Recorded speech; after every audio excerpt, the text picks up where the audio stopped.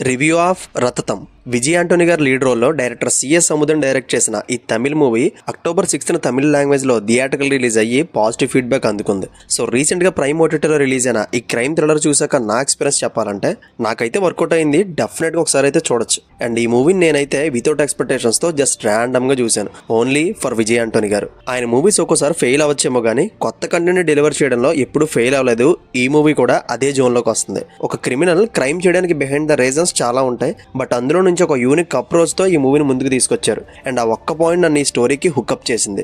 And plot విషయానికి వస్తే, ఒక స్టార్ హీరో మీద తప్పుడు రాతలు రాసినందుకు ఆ హీరో ఫ్యాన్ వచ్చి ఆ జర్నలిస్ట్ ని కత్తితో పొడిచి చంపేస్తాడు.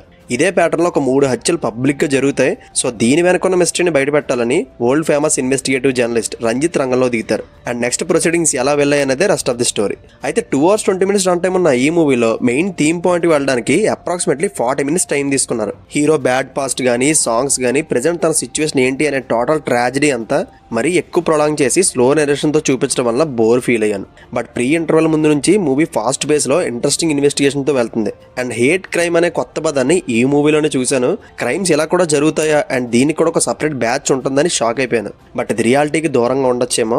అయితే రైటింగ్ ఎంత బాగున్నా ఇలాంటి థ్రిల్లర్ మూవీస్ కి స్క్రీన్ ప్లే చాలా ఎంగేజింగ్ ఉండాలి. అన్ఫార్చునేట్లీ ఈ మూవీకి అదే మేజర్ డ్రాబ్యాక్ అని చెప్పొచ్చు. మూవీ మెయిన్ స్టోరీలోకి వెళ్ళినప్పటి నుండి ఇంట్రెస్టింగ్ సీన్స్ వచ్చినా సరే మనల్ని ఓవర్ ఎక్సైట్ చేసేలా ఏం అనిపించలేదు. క్లైమాక్స్ వరకు ఒకటే గ్రాఫ్ లో వెళ్తుంది. దానికి కారణం స్క్రీన్ ప్లే ఇష్యూ. అండ్ ఇంకోటి, యాంటగనిస్ట్ క్యారెక్టర్ ని కొత్తగా చూపించారు కానీ పవర్ఫుల్ గా అయితే చూపించలేదు. ఆ క్యారెక్టర్ కి క్లైమాక్స్ ఇచ్చిన కంక్లూజన్ కూడా అంతగా నచ్చలేదు నాకు. అండ్ హీరో ఒక వరల్డ్ ఫేమస్ ఇన్వెస్టిగేటివ్ అని పదే ఎలివేషన్లు ఇస్తుంటారు కానీ సింగిల్ సీన్ లో కూడా తన పాస్ట్ స్టోరీ ఏంటో చూపించరు. అండ్ అపార్ట్ ఫ్రమ్ ఇట్, ఇలాంటి థ్రిల్లర్ మూవీని తెలుగు డబ్ చేయకుండా ఎందుకు ఓటీటీ రిలీజ్ చేశారో అర్థమే కాలేదు. చూడాలనుకుంటే ఇంగ్లీష్ సబ్ టైటిల్స్ తోనే చూడాలి. అండ్ టెక్నికల్ ఆస్పెక్ట్స్ అన్ని డీసెంట్ గా ఉంటాయి. ఎడిటింగ్ లోనే కొంచెం కేర్ తీసుకుని ఒక 10 to 15 minutes పార్ట్ ట్రిమ్ చేసి ఉంటే బాగుంది. అండ్ ఆర్టిస్ట్ పెర్ఫార్మెన్స్ గురించి పెద్దగా చెప్పడానికి ఏం లేదు.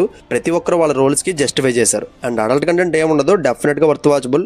బోర్ ఏం కొట్టదు. అండ్ థ్రిల్లర్ మూవీ గానే కాదు, ఒక సోషల్ మెసేజ్ కూడా ఉంటుంది ఈ మూవీలో. And that's it guys. Vijay Antony గారు నటించిన రతతం మూవీ మీద నా ఒపీనియన్. ఈ మూవీకి నేను ఇస్తున్న రేటింగ్ 2.5 out of 5. రైట్.